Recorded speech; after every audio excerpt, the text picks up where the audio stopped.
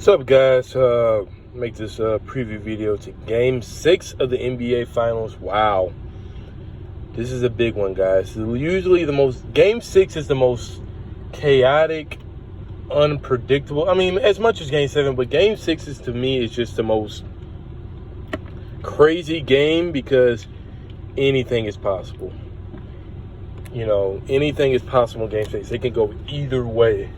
It's 50-50. Now, as we stand, the pressure is on Miami. I mean, not on Miami, but on the LA Lakers because they were up 3-1, guys. They could have easily closed this out in 5 games. Now they're going to have to try to do it in Game 6. And if that doesn't happen, Game 7, oh, man.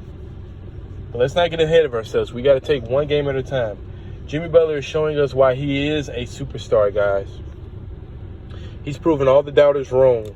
He's proven all the people that said that, oh, he's just going to Miami just to enjoy Miami and the weather. You know, you had people like that in the sports world talking about how he just wants to chill in Miami. He doesn't want to win. People forgot that this is a culture. This is a winning organization. People have forgot a lot of things about Miami. And it's sad because we should be the most respected franchise in NBA history.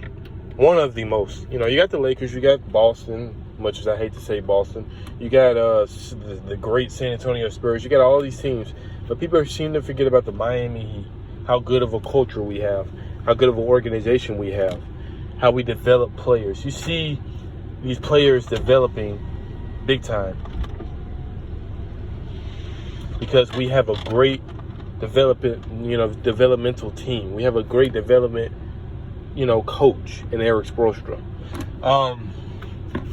But enough about this. Game 6. What we need to do is, now that we have the momentum, we need to get the mental advantage.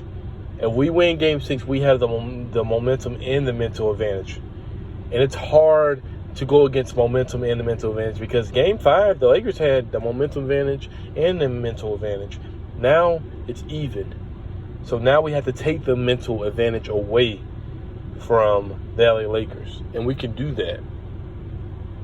We just have to follow a certain game plan. Duncan Robinson has to play like Duncan Robinson in Game 5. You know, Jimmy Butler keeps doing his thing. Bam Adebayo, I need to see a little more from you, but you're doing a good job on Davis. These guys have to perform a certain way for us to win.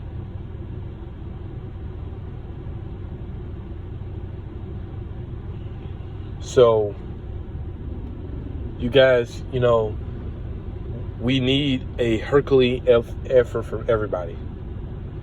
Kendrick Nunn, I need you to be our bench scorer. I need you to be the guy that comes off. I need you to take Gordon Dragic's place.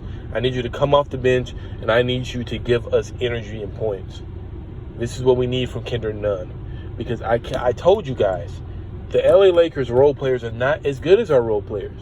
I knew it from Game 1 before even the series even started. I was like, if we can control their role players, we can beat this team every time.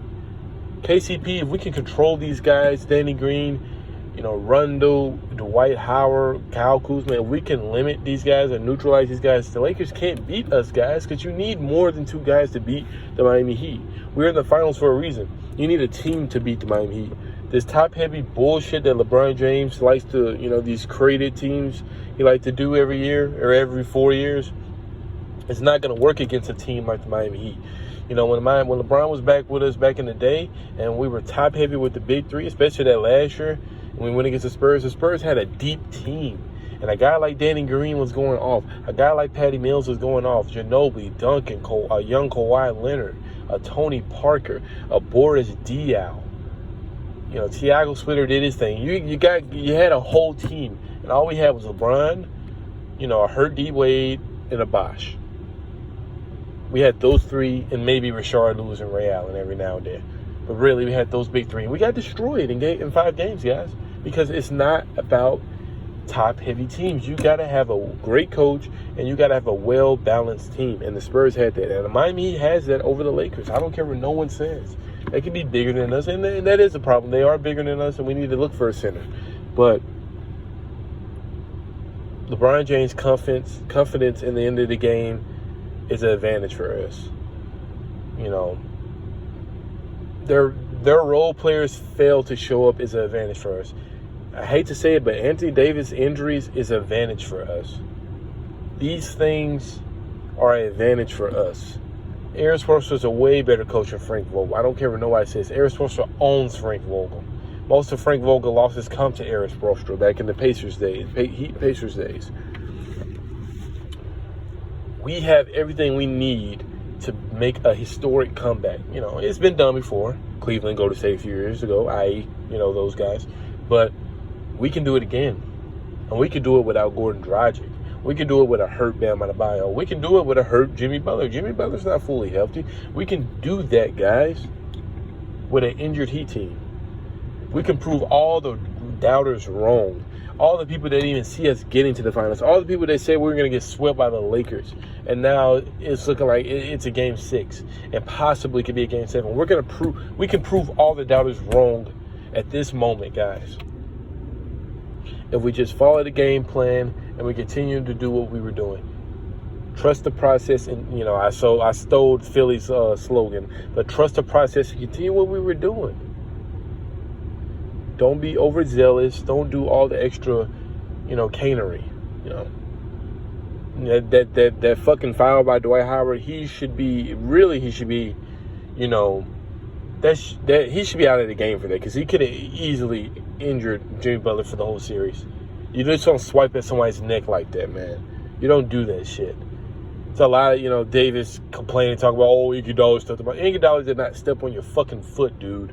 You over the back Iggy. That's for one thing. So that's a foul that never got called.